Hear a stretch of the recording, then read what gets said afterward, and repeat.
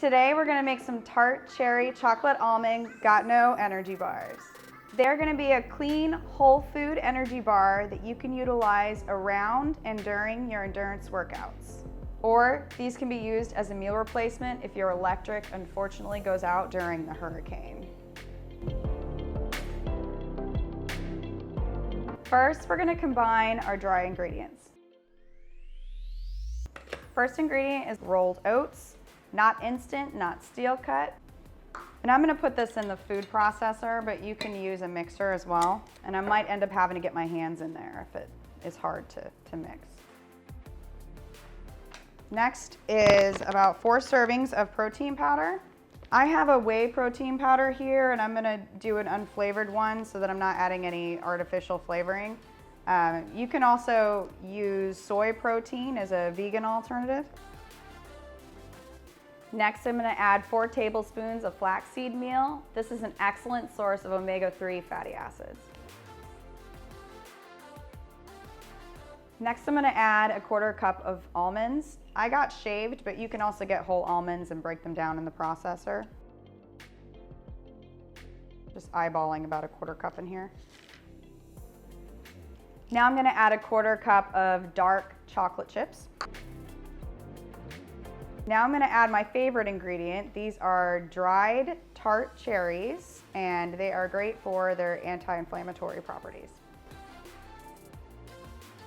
Next, I'm gonna combine the wet ingredients and microwave it in 30-second increments just until it's a nice consistency to be able to pour into our dry ingredients. I'm gonna add a teaspoon of almond extract. Now I'm gonna add honey. It's better to find this raw at the farmer's market, as mass-produced honey could be diluted with high fructose and filtered to the pollen, which has natural antioxidant and antibiotic properties. The last wet ingredient is going to be almond butter.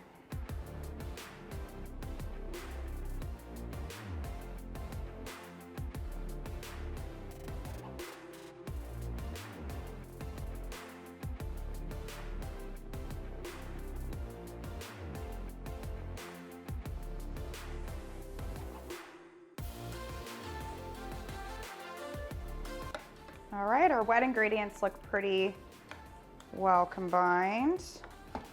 Next, I'm going to pour the wet ingredients over the dry ingredients and attempt to process it in here. If it gets stuck in here, I'm gonna end up taking it out and kneading it with my hands.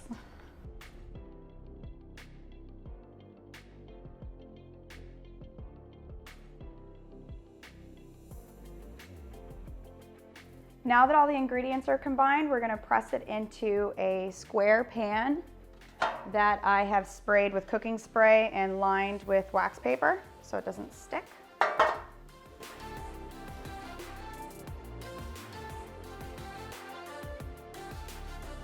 You wanna make sure you press it nice and firm down into the pan so that all of the ingredients will stay together.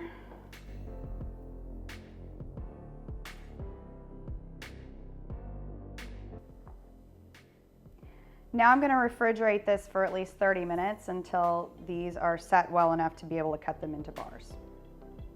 So after they've chilled for at least 30 minutes, or you are confident that they won't fall apart when you try to cut them into squares, you can take it out of the fridge, and I am going to attempt to flip this over onto the cutting board without them breaking. You can cut these right in. All right, mine fell apart just a little bit. I'm just gonna press it back together. You could also just cut them right in the pan and take them out individually. And then you probably won't have this problem. I ran some calculations on the nutrition facts for these. If I cut these into 12 bars, that will yield about 300 calories per bar, 36 grams of carbohydrate, and 12 grams of protein.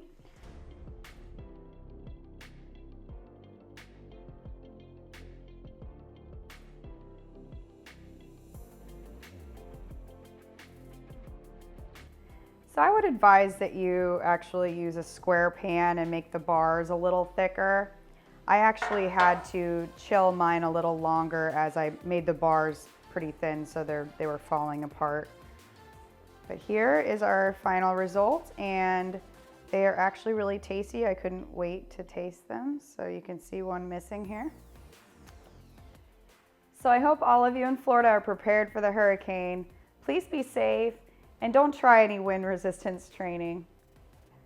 I appreciate your feedback in the comments. Also, please subscribe for more endurance recipes.